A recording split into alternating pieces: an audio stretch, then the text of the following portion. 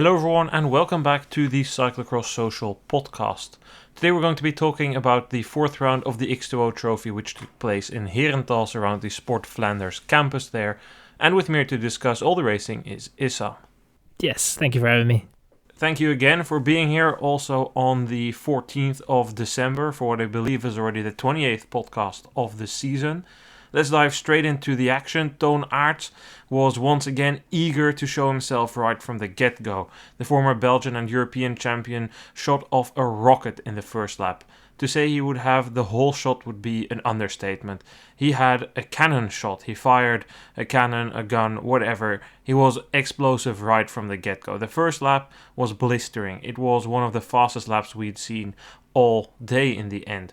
He opened a 10-ish second gap towards the end of the lap, but it was clear that he set out way too fast. In the second lap, he got company up front from Michael Vanthourenhout and Laurens Zweek, and then he also flattered and fell way back. He would eventually finish 9th. We went to a situation where there were three leaders. Vanthourenhout and Zweek were joined up front by Pim Ronhaar, who had a really good race. They had a 10-15 second gap on a group of chasers. From that group of chasers, Niels van de Putte and Jente Michels briefly managed to bridge across, but they would not feature for the podium positions. The race turned into a battle between the three riders I mentioned earlier, with Ronhaar and Vanthourenhout taking turns setting the pace. Zweek was constantly on the ropes and would eventually finish third. In the final lap, it was clear that Vanthourenhout was the strongest. After trying an initial attack in the penultimate lap, he attacked early in the final lap and expanded his gap on the big hill. He went on to take his second win in the row after also winning in Dublin, with Ronhaar taking second ahead of Zweek. Issam, I thought this was a bit of a weird race because apart from the start from Aerts, if we just neglect that part, we had kind of like a situation which felt like the early breakaway, or more in the classic season that there's this group of riders that gets away in the pre-final and you see like Iserbyt and Van der Haar sitting in the bigger pack 10-15 seconds behind. You wait for them to bridge across, but then they never bridge across, which in a way is also not that surprising because there were three strong riders that got away, and then in the end Vanthourenhout being the strongest from that. We came in with some question marks, like would the form be reshaped? So far, no real indication for that based on this race, which is of course a very small sample size.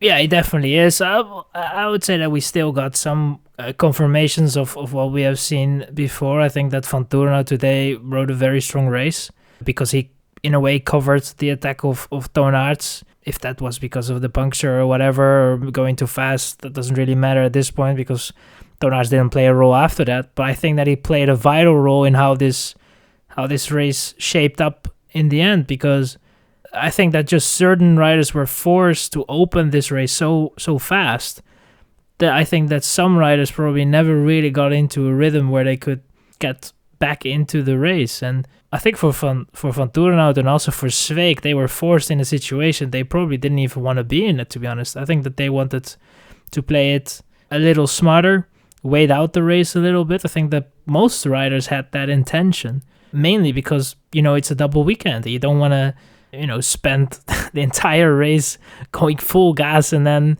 knowing that you have tomorrow one of the tougher World Cups of the year, most likely. So it was a weird race in a way, and I think that the dynamic of that race was mainly decided because of the starts, and then also for a part tomorrow that some riders were racing with that with the intention of also having good legs for tomorrow, at least knowing that it will be an important day.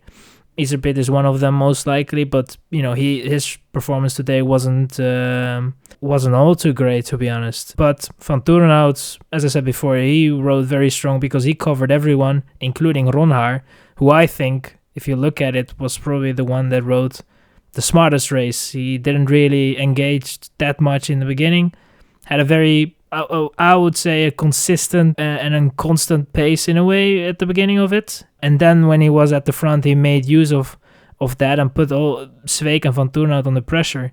And I think at a certain point, I was thinking that Vanthourenhout would crack, but he fought back super hard. Mentally was very strong, and I think also the legs were very good, because otherwise you're not going to cover that and he got himself in a winning position. And I think that Vanthourenhout can be very happy with the win. Ronhaar can be very happy with his progress, and Zweek again today a very good outing from his side on a course that doesn't suit him amazingly. So I would want to tap in on a couple of things you said. First, you mentioned the start, that played a role in the dynamics of the race, and I agree. To elaborate a bit more, Toon Aert set off so fast, and his gap at some point, I think I clocked it at 13 seconds on the first chaser. Okay, he punctured, but you don't know that he's going to puncture, obviously. So Vanthourenhout, but also Zweek, they were forced to do something, because if in the second lap that gap doesn't come down from those 12 seconds, but it goes to 20 seconds, it's going to be race over. It doesn't matter that Aerts might have set out too quickly. He can settle into a rhythm a bit, recover a bit. Okay, maybe the gap comes down back to 10 seconds, but then he's regained enough energy to put in another big push. And the chasers, they are going to think, well, as you said, tomorrow is Namur, Aerts is gone, whatever, X2O Trophy, we'll just manage the gap, whatever. So that's one thing that then plays the role.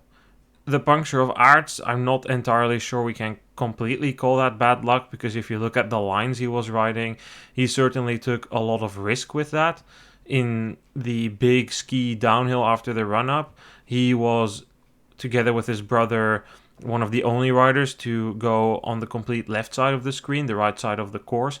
There were a lot of routes there. That is an increased probability of puncturing, and he didn't puncture there, I think, but that's just an example. Then secondly, the course itself also plays into these dynamics, because despite this big hill, it's not necessarily a featureless course, but it's a course where it's hard to make a difference, right? Because you have the hill, but one of the hills is a run-up, and the gaps on that run-up don't get that big. Then you have the downhill, which stretches a bit, and you have the big climb. That big climb is the real only point where you can really make a difference, because the rest of the course is not that difficult. It's not super technical. Yes, it was muddy, but it wasn't super, super powerful mud. You didn't need to dig deep. You didn't need the big engine for it. So that also played a role, because on that section you don't really want to pace too much, because you have some drafting benefits and all those type of factors coming into the race. So that meant indeed that I think you can make a case Iserbyt raced with tomorrow in his head. He was focused on Van der Haar and then just looked to want to gain a bit of time through the bonifications in lap 1, made a silly mistake in the second lap, which again is something you've pointed out many times this season. He makes much more of those mistakes this year than in the past. You attributed that to confidence, which I think is a valid point. And then in the final laps, he clearly distanced himself from Van der Haar, and this is also something we've seen Iserbyt do more often. Iserbyt didn't feature. We'll see what that brings. Iserbyt was, of course, kind of the man in form before the Cabras break, but we also can't really call it a surprise that Vanthourenhout is getting into his element, right? This course suits him. The weather conditions are getting more like him. He's done a lot of effort. He said he came into the season undercooked, has worked on improving that, and all of that kind of worked out today. I'm curious to hear what you think about Ronhaar, because the interviewer congratulated Ronhaar with his second place. He said, you only deserve congratulations if you win. I personally quite like that mentality, because despite that it's a good result, which he was able to reflect upon, he did say, well, I'm an athlete. If I'm in such a position, I also want to win this bike race. And yes, second is a good result. It's an improvement, but I also want to win. I like that interview a lot. I think he was a little hard on himself, but I definitely can understand that mentality, and I think there's nothing wrong with that. You just need to make sure that you don't end up in a negative spiral if this is something that occurs a couple more times. I think that he needs to be somewhat happy, or at least be grateful of the progress that has been made so far. And I think that it's maybe the progress was there in training, but when it happens in a race, I think that is quite satisfying feeling, most likely, for an athlete.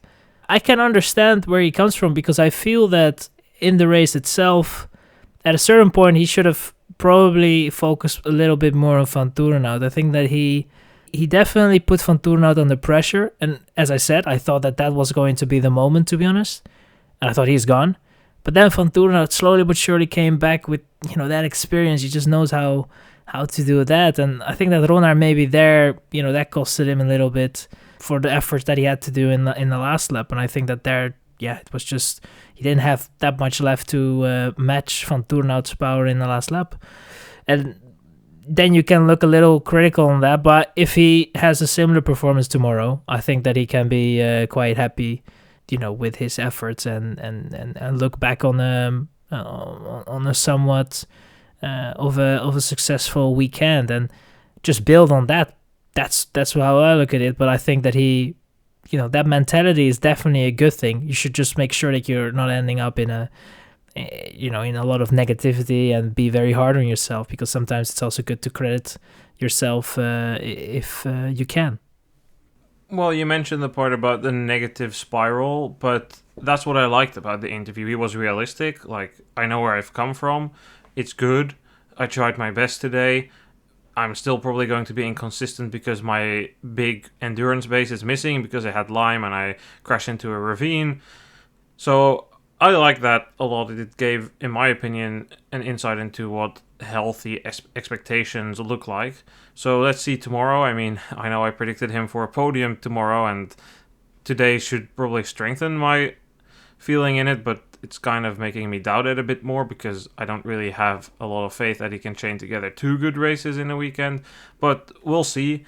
Somebody who can certainly be happy here is Sveik. I think you mentioned it quite well already. This is not a course for him, and third is good. He never was really in contention for the win. He was constantly under pressure, but quite good for him. And honestly, it's a good reflection of what we've seen the past month. Sveik, kind of since Neil, has been really up there. Dublin, he was good, but he was chasing a lot because he had the bad start. Ronar was slightly on the up in that race. Vanthourenhout has been there the past couple of weeks. And then the rest, I mean, Van der Haar, 6th place today, loses half a minute in the classification. A bit more, is now 40 seconds down, which is not a lost cause, but it also fits. Like, after the European Championships, Van der Haar has not been that good. It's not horrible, but it also doesn't stand out. So let's look at the entire top 10 then. Behind the top 3 of Vanthourenhout, Ronar and Sveik, we find Van de Putte, ahead of Iserbyt, Van der Haar, Adams, Kamp, Aerts and Michels. Let's talk about the Alpecin duo in the top 10 before we move on. Van de Putte and Michels both were in the top 10 not in the top 10, sorry, in the lead group for a moment. Then they both fell back. Van de Putte fell into the hands of Iserbyt, but managed to fend him off just about. Michels kind of exploded. Do you think they overdid it, trying to bridge that gap from that second group to the lead group, and then both kind of paid the price? And I mean, how relevant is that actually for Van de Putte, because he would have finished 4th else anyway? Yeah, I think for Van de Putte, he tried everything he could to salvage the deficit that he had at the beginning of the race, and I think the same goes for Michels, although Michels was a little too enthusiastic in a way, I think, and paid the price heavily for that. But for Van de Putte, I think that he had to do what he had to do to bridge that gap, and eventually paid somewhat the price for it, but was still able to finish quite decently. And I think finishing ahead of Iserbyt is a bonus for him, because that he didn't fall back that hard as you can on this course, because it's, as you said, making a difference is difficult. You can, but the course doesn't really give you that much opportunities in a way, and it's a bit difficult, but it's very easy to to find the limits of your body and totally collapse and just have nothing left in the tank for the remainder of the race. And I think that Van de Putte, it was a reasonable attempt, and he at a certain point just was not able to do so and still managed to finish in 4th. I think that is a very decent outing from his side. Yeah, I agree. For Van de Putte, it wouldn't have mattered too much. Michels could definitely have done better. It was a decent course for him. I look forward to seeing what he will do tomorrow in Namur. He will be in the elite race, as there's no U23 World Cup there, so that should be exciting. Your pick for tomorrow, Toon Aerts. I, for a brief moment, thought it was Toon Aerts' weekend, as you had almost branded it in the first lap. He looked good there. Then I don't know if you're doing too special with or too good with all the effort to come back, but we'll see tomorrow how he does. Comp, decent 8th place. I think it's his first really good result of the season, so it's encouraging for him. And then finally, Cameron Mason DNF today. He picked up a virus post-training camp, and he will not be racing in Namur tomorrow. Then on to the women's race. There we had 4 leaders for the best part of the race. Zeno Carmen Alvarado, Annemarie Worst, Lucinda Brandt and Fem van Empel. These 4 Dutch riders fought it out. It was mostly Van Empel being in the lead, but Worst managed to come back despite being gapped a few times. In the 3rd lap, Brandt took the lead and placed a super big attack in the downhill, taking excessive risks. She managed to gap Van Empel and Alvarado, but Van Empel managed to come back. Alvarado made a mistake in the more technical ski hill downhill, needed to chase a bit more, went into the pits for a new bike and crashed while remounting. She was quite frustrated as she needed to put her chain back on. Her hopes of victory were gone. Van Empel and Brandt were fighting it out together, but then it was Brandt who made the mistakes. She seemed to make some sort of mistake, gearing related. She denied that in the interview, but there was something going on the steep uphill. She messed up, then took a wrong trajectory, crashed, and then made another mistake in the downhill. And that was also game over for her. So from there, Van Empel could take the victory. Worst looked on to take second, but in the final lap, Brandt and Alvarado pushed each other past Worst, with Brandt winning the sprint for second place ahead of Alvarado. I think it was quite clear what made the difference today for Van Empel, Issam, because she was the most smooth. She made no mistakes, really. Maybe 1 or 2 small ones, but nothing major, and Brandt and Alvarado both made major mistakes, and that cost them the victory. Absolutely. I think for Van Empel, that is as close as she got this season to a flawless race. It was a very good performance from her side. I think that, training camp did her good, but it's just now a question of is she going to be able to maintain that over the next couple of races, or is it then going to be again a sort of dip in performance? I mean, that's for me at least going to be the question in the next couple of races, but it needs to be better now. I think that for her it's now important that she can get through this Christmas period with a very good base and consistent performances. And I think that today she was able to, when she wanted, put the others under pressure. And I think that is somewhat of a difference from what we saw in a few races where she really struggled this season. And I think she was calm. It looked very good. She was in control, comfortable, and didn't really have big mishaps and issues on this course, which is a tricky course. But for her, it was quite effortless the way she rode today in terms of how it looked. Obviously, it takes quite some effort to do what she did, and we shouldn't underestimate that. But I think that today it looked really good, and we're going to see if she can continue on this way in Namur and also the next couple of races that are coming up, because it's getting busier and busier by the week. Certainly, and Van Empel is committed mostly to the World Cup. I think, in fact, she's almost only doing World Cup races for the remainder of the season. Clearly, she's in a good position to win that classification. She's tied with Brandt on points, so it's not necessarily an advantageous position, but Brandt, I think, is not going to race Besançon, so that plays in the advantage of Van Empel. And it looked good today. I am going to be a bit cautious in saying that this is the true representation of what we're going to get. Certainly with Van Empel, you have the feeling that it's improving quite a bit throughout the season.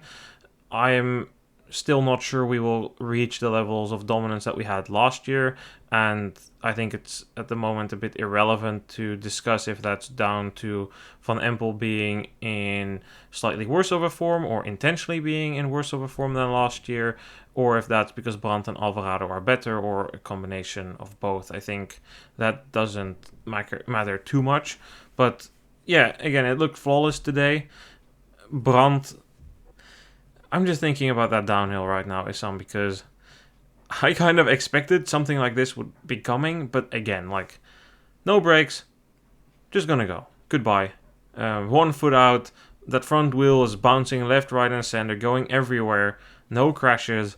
It made me think about, I think it was 2021 when we raced here. It was muddy, rainy, and she went down unclipped. None of her feet were in the pedal. She just sent it down, and this was similar. It's spectacular, high risk. We know Brandt is a rider who's hardly ever afraid of anything. And then it also made me think back to the World Championships in BLS 2017, because towards the end of the course there was also this huge downhill, this really extreme off-camber drop that just, I think it was at least 10-12 meters wide, and you could just choose whenever you wanted to drop. And Brandt back then was kind of still getting started, and her technique was all iffy, and she took her risks a couple of times, and sometimes it looked like spectacular, and other times, and that was also a race-defining moment for her, she crashed super hard, and that basically put an end to her hopes of winning the world title.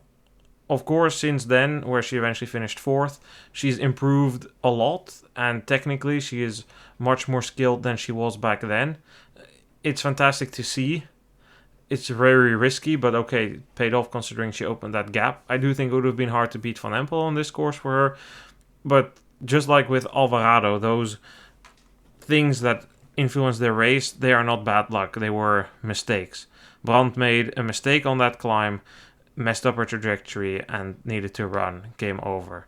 Alvarado made a mistake in the downhill, was frustrated, went for a bike change. That bike change, I also don't call that bad luck. I call that a decision, because they choose their pit box. They give her a bumpy pit box towards the end of the pit where the speed is high. Then you know things like this can happen. It's maybe not completely the fault of Alvarado, but it's also a team sport, right? So I think it's not luck that Van Empel won. It's the mistakes of others that meant we didn't need to see Van Empel push herself or the rest to the absolute limit to secure the win. Yeah, I can only agree with you on that. I think that, as I said, Van Empel really put them under pressure, and when you're under pressure, those mistakes are gonna creep in. And I think for both Alvarado and Brandt, they were already in positions that were not favorable. They were both in a chasing position, and then the efforts, are just going to be a little bit higher for Brandt, especially if you look at the way she entered that climb already. She entered it a bit wrong, so she loses a lot of speed already, and then she wants to compensate, and we saw it. Then it goes wrong, and I think that those are just things that you do when you are a little bit more under pressure than you normally are, and that's part of cyclocross, and that's why cyclocross is a great sport to watch, because as fast and easy as it looks sometimes on the TV, it's quite a tricky sport, and it's a lot of things that have to be done under pressure. And I think we saw some of the effects that it can have on the riders and the mistakes that could be made. And I think tomorrow, if we're going to get a somewhat fast Namur, we still have to know how the weather is going to be, but it looked a little fast, to be honest. Then it's going to be also a race where you just have to take certain things a little faster, and mistakes can creep in, and they can have big consequences in a way. Yeah, tomorrow Namur will be a course where it's a lot easier to make mistakes, even if it's dry. Arguably, that off-camber might become even more difficult if it's dry, because the speed is much higher and you need to be a lot more adaptive, a lot more alert, if you will call it that. So we should be in for another good race there, also with Puck Pieterse entering there. And really, if you look at today's result, I'll go over the top 10 right after this, but there's like 10 riders missing who in the World Cup would compete for top 10. So if we look at that top 10 today, Van Empel, Brandt, Alvarado and Vorst are the top 4. Then a 2-minute gap to Sannekant ahead of Ribeiro and Verdonschot. Bakker was 8th, De Beer 9th and Betsema 10th. Yes, it's nice that these riders finishing 5th to 10th are in the top 10 and they have something to point towards, but in reality, most of these riders here are riders we've talked about in the context of, well, their season has been disappointing, underwhelming. I mean, Bakker is one of the riders, right, who she had that USCX series start and then kind of tried to come into form here, and it never really clicked this season. Fourth in Heerdestrand, where not everyone was there. Ninth in Lokeren, which also wasn't the super packed start list. In the World Cups, 18th in Antwerp, 19th in Dublin. Last year, this was a rider who won the World Cup in Val di Sol. Okay, not everyone was there, but she was consistently doing way better than this year. And that's something we've said before about Betsema, about Riberol. We've talked about her consistency lacking, because this 6th place is not an improvement from her 8th place in Dublin.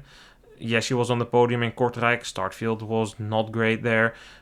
Yes, she had that podium in Niel, but that was backed up by a 12th place in Merckxplas and an 11th place in Hamme. The consistency hasn't been there for her. Verdonschot is somebody who's clearly been declining now. She has done way too many races. This was her 20th race of the cross season. And normally she would have also raced Cabras. The rest isn't really in her planning. Kant, in her final season, this was the best result. Now, race. Result is technically 4th, but another rider, right? She has 2 top 10s this season, Kortrijk and Herentals. So all these riders, it's good that they're in the top 10, but let's also place it in perspective. And I don't say that to disrespect them. I say it with the most respect for them. It's hard. The top is getting broader and broader, but it's also the reality, in my opinion, at least. Yeah, I think that perspective sometimes is not a bad thing, and I totally agree with you. I think that, for me at least, it was great to see Sanne Kant in 5th. You know, it really seemed that that she emotionally was quite touched by it, by the moment, realizing that this is basically her last season. That was great to see, and you know, she's someone with quite the years behind her already, and achieved great things in the sport of cycle. So it was great to see that she was able to get that 5th place. But yeah, of course, the perspective has to be put there, and I think tomorrow you're going to see it already, despite the fact that they will probably say that they already had the race of Herentals in the legs in a way. But I think with tomorrow we're already going to see a much larger field that can compete at the front. That will put some of the riders in their place, but it's going to be interesting to see how that will go over the next couple of races, because that competition will always kind of show up at the World Cups and around that from time to time as well. So it's going to be interesting. But as we said before, we enter this period which is coming up with the Christmas period. I think it's going to be difficult after this week and next week to turn it around. It's probably going to be the other way, getting more and more fatigued, and it's just difficult situation right now to turn it around if it doesn't go your way. Sometimes happens, but it rarely does in my view. Yeah, it's late and it's hard. Like, you can still improve a bit, but it's hard to perform a miraculous turnaround. And what you mentioned, Kant being touched because it's her final season, that's also the reason why I haven't brought Kant up until now, because yes, she didn't really perform up to what she could last year, this year, but my question always was, how relevant is it? I mean, it's her final year. Of course, she wanted to do well, but how relevant is it that it doesn't happen? We know this is her final season, so she should also be able to enjoy that without being necessarily judged too harshly for her results. Clearly, if she wanted to stop at her peak, she would have already done that many years ago. She has great passion for the sport. She's a rider who's meant a lot for cyclocross in Belgium and still does. If you listen to some of her stories, she gave an interview about a month ago about her breakthrough, that when she started racing, she never even considered the possibility of a pro career want to be possible, because, well, how was she going to make money? And when she was a junior, or even as a 15-16, she often needed to race in the elite races. But during her first World Cups, they raced at 10:30 in the morning, or what really stood out for me was an anecdote she told about the World Cup in Hofstade, where for the first time a Belgian was in contention for the podium. She was still young, and that during the race, people started to literally turn around. They had their backs to the course because they didn't care about the women's race. But then as the announcer hyped them up, because Kant was fighting against Koep van Nagel and two Dutch women for third place on the podium there as a 17-year-old, that was really the moment that she started to realize, well, maybe I can make a living out of this. So that's just an anecdote about Kant, and maybe not that relevant for today, but I do think it's worth mentioning that she has a tremendous legacy, 3-time world champion, and it makes sense that she's Dutch. Final time she's racing, Herentals is her home city, so yeah, we will see what comes from it, but it goes without saying this season won't define the career of Sanne Kant anymore. Then final mention, I think, Kat Ferguson started her cross season here. She finished 23rd in the end. That was perhaps a tad disappointing, but there was an explanation. She was in 13th position, then had a mechanical which caused her to run a bit and lose nearly 4 minutes. So that is a bit of perspective on her result. There was some more racing today, although we're really coming into the part of the season where it's only Belgium and the World Cups. The 7th and penultimate round of the Coupe de France took place at La Ferte Bernard, with Joshua Dubois beating David Menu and Lucas Dubois. The women elite race was won by Noémie Garnier, ahead of Anne Morichon and Amandine Vidon. And then there was racing in Spain, in Xativa, where Kevin Suarez Fernandez narrowly defied Leo Bicio and Miguel Rodriguez Nova from the win. In the women's race, it was Sofia Rodriguez Rever who beat Lucia Gonzalez Blanco, with Leia Stern taking the podium. Also going on today, the US National Championships. Those races are ongoing and will be covered tomorrow together with the Japanese National Championships. Issam, thank you for being here. Thank you for having me, and I will hear from you more tomorrow. Yes, tomorrow we will be back to discuss the racing in Namur. The third round of the World Cup takes place there. Thanks for listening, and see you guys tomorrow. Goodbye.